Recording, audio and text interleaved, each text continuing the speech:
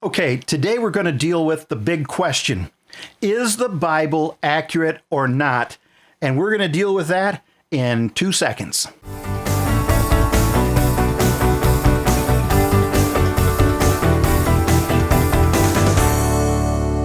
Okay, my name's Steve Huff, and you've tuned into the show Reasons Matter, and today we're going to take a look at a big topic. Is the Bible accurate? Some people question whether it is, but I want to tell you, I'm going to assert and try to demonstrate for you today that the Bible passes the test of historicity, that is, of historical accuracy, with flying colors. And that's pretty remarkable because the Bible makes a lot of claims about people and events and cities and places and rivers and all kinds of activities that had took place, and that leaves the potential for a lot of mistakes or contradictions with the otherwise secular historical record. And before we really jump into this, when I say historical record, or I say the secular historians or the secular historical record, what I'm doing is differentiating from the records and the information we have of history apart from the Bible. So the Bible clearly describes a lot of historical activities, and that's not our only source of information. We have other writings, archaeological discoveries, and many other things that tell us a lot about ancient history. And since those aren't in the Bible, we would call them secular history. So the idea is we want to see how accurate is the Bible and how do those things match up. And I'm here to tell you the Bible passes with remarkable accuracy. I want to present a few different examples to you today. And the first one I want to share with you, let me pull this up, is from the Hittite Empire. Okay, example number 1, Hittite Empire. The Old Testament books of the Bible mention the Hittite Empire repeatedly. I think going back even into Genesis or with Abraham's interactions, he interacted with the Hittite people. And so there's all of these many references. The Hittite nation was an enemy of the Israelites for certain periods of time, and yet secular historians, all the other evidence that historians have to look at, there was never even a single mention or piece of evidence to suggest there ever was such an empire. And so secular historians use this to say, look, this is an example of how the Bible makes up or contains at least some of its myths and legends, and not necessarily true. Well, then in 1906, an archaeological dig discovered not only the capital city, but 40 other cities that comprised the great empire of the Hittites. And what that basically means is that this discovery showed that the Bible was the more accurate record all along. So let's look at another example. The king of Babylon. And I love this example because the Old Testament book of Daniel, chapter 5, speaks of Belshazzar as the king of Babylon. That describes some of the things he did and what was happening there. But secular historians said, look, this is not a case where we have just an absence of information about Belshazzar being king. We have incontrovertible evidence that the king during that time period was a guy named Nebuchadnezzar. So wait a minute. We have all this proof Nebuchadnezzar was king, and yet here's the Bible saying it was Belshazzar. This is not right. This shows you the Bible just has mistakes in some of its history, right? Well, then in 1956, 3 stones were unearthed in an archaeological dig, and the inscription on those stones cleared up the conflict. Basically, what those stones described is this, that Nebuchadnezzar was the king during that time, as the secular historians had noted. But Nebuchadnezzar had gone off to fight a distant war, and in his absence, he had appointed his son to rule as king while he was gone. And guess what the name of the son was? That's right, Belshazzar, proving once again that the Bible had the more accurate record. I want to move quickly through these, so let me jump to example number 3. This we'll call the case of the burial confusion. We've got the Old Testament book of Samuel. It says that King Saul Saul was the first king that the Israelites had, says that King Saul's armor after his death was buried in the Canaanite temple of Ashtaroth. Okay? But the Old Testament book of Chronicles said that Saul's head was put in the Philistine temple of Dagon. So experts of antiquity said this has got to be an error, because there's no way that these two competing temples of these two different cultures would have been that close together. It couldn't have happened. Well, then, and I want to share this with you accurately, then an excavation occurred, and when the excavation of that region was done, it found that there were two temples at that site, and they were separated by a hallway, one for Dagon and the other for Ashtaroth. It appears the Philistines had adopted the Canaanite goddess as their own. And so, while initially there was some question about the accuracy of the Bible here, again, another archaeological dig, as there was more information added to the secular historical record, it showed that the Bible was right all along. Okay, moving on. Example number 4. We'll call this the confusion of three cultures at Gezer.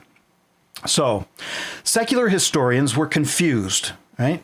Because after a 1969 excavation at Gezer found a massive layer of ash, they were confused when they found this layer of ash because it contained artifacts from Hebrew, Egyptian, and Philistine cultures, right?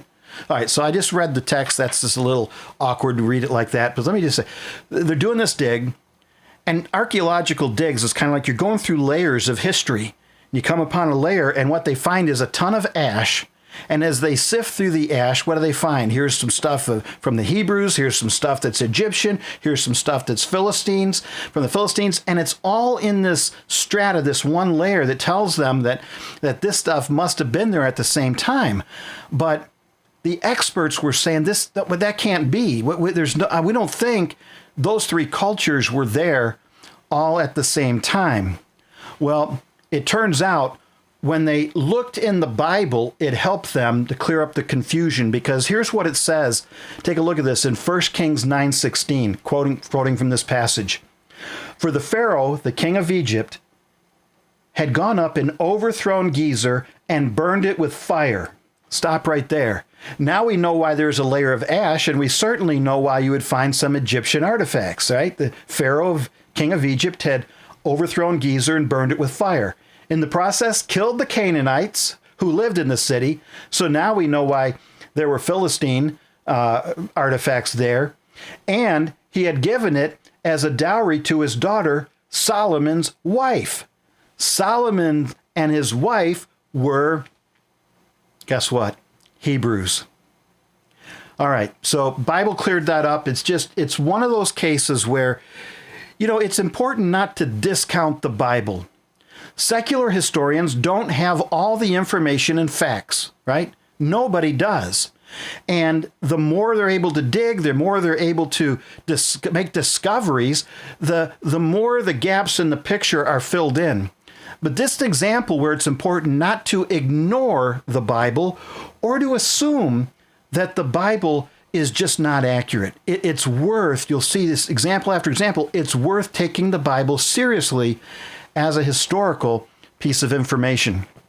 Okay, the fifth example here is the invasion of the northern kingdom. Before I read more of this, let me just explain. After Saul, the first king, and then David and David's son Solomon, when Solomon died, after that, the kingdom split into the northern kingdom and the southern kingdom. And the northern kingdom continued for most of its history to rebel against God, and God warned them over and over again that if you don't repent, if you don't turn back to me, then I will bring judgment on you in the form of the Assyrian Empire coming down and conquering you. And this is what happened in 722 BC. The Assyrians from the north invaded and conquered the northern kingdom of Israel. Okay? That's history. We know that. Now, 26,000 tablets were found at the palace of Ashurbanipal, I believe is how you say it. And those tablets describe many of the conquests of the Assyrian Empire and record with honor. I mean, the Assyrians considered this a point of honor, the cruel and violent punishments that they meted out to those who opposed them. And here's the point we want to make, is that several of these records confirm the Bible's accuracy. And this is the important point, so I want to read it precisely to you. Every reference in the Old Testament to an Assyrian king has been proven correct. Now, here's another one. Sargon, the palace of Sargon, was unknown for some time. He was one of the leaders. But when his palace was found and it was excavated, there was a wall painting on the wall that depicted a battle mentioned in the Old Testament book of Isaiah. It's really remarkable. And finally, this black obelisk of Shalmaneser. It added to our knowledge again by describing biblical figures, and for example, showing King Jehu of the northern kingdom bowing down to the king of Assyria.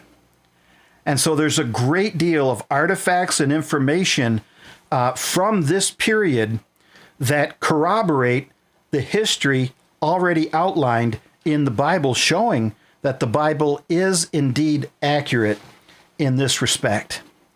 And then lastly, I want to talk about the Assyrian attempt to capture Jerusalem. Now, we just talked about the Assyrians and their efforts to, and successful efforts, I might add, to conquer the northern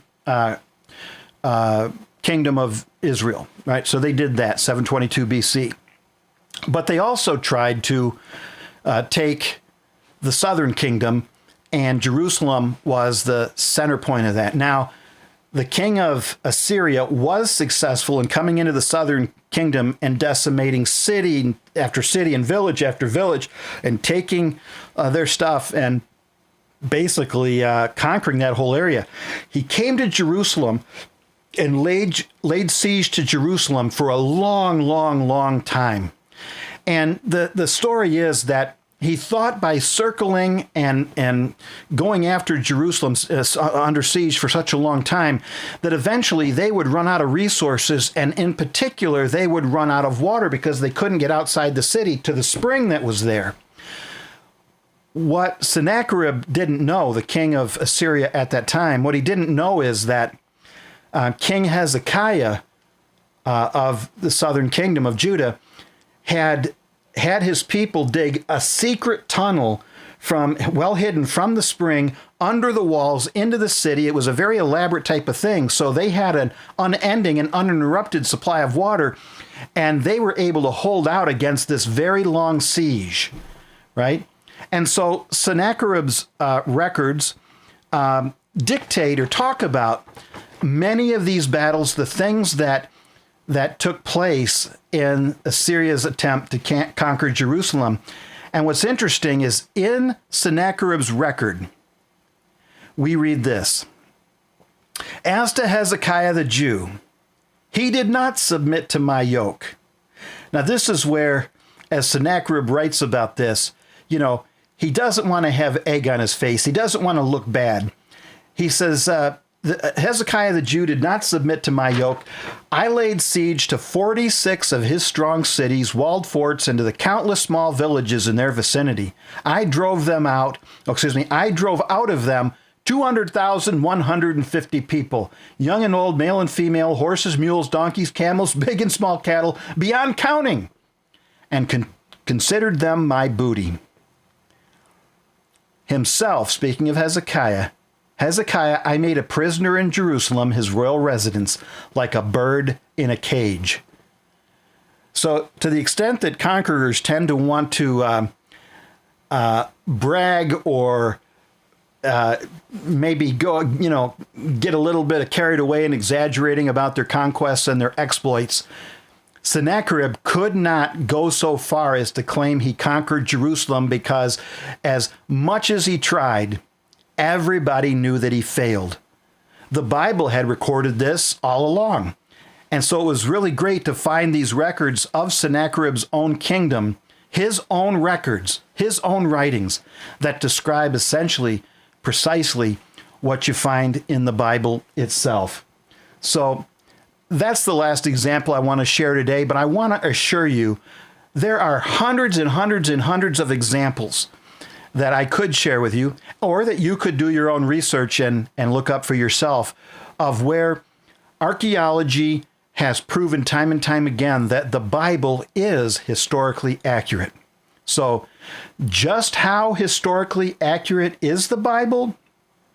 Well, Nelson Gluck, perhaps the all-time leading scholar, archaeologist, and historian, said this: "It can be stated categorically that no archaeological discovery has ever controverted a biblical reference." Let me stop right there for a second. Think about that. Nothing ever discovered in archaeology has ever proven a biblical reference to be wrong. That is a remarkable claim. He goes on to say scores of archaeological findings have been made which confirm in clear outline or exact detail historical statements in the Bible.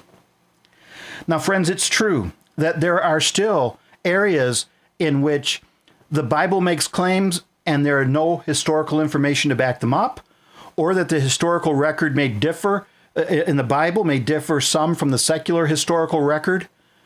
But based on the long track record of what we've seen, it would appear that over time, as more discovery is made, that the Bible will stand up to the scrutiny of history and continue, as it has all along, to be proven correct.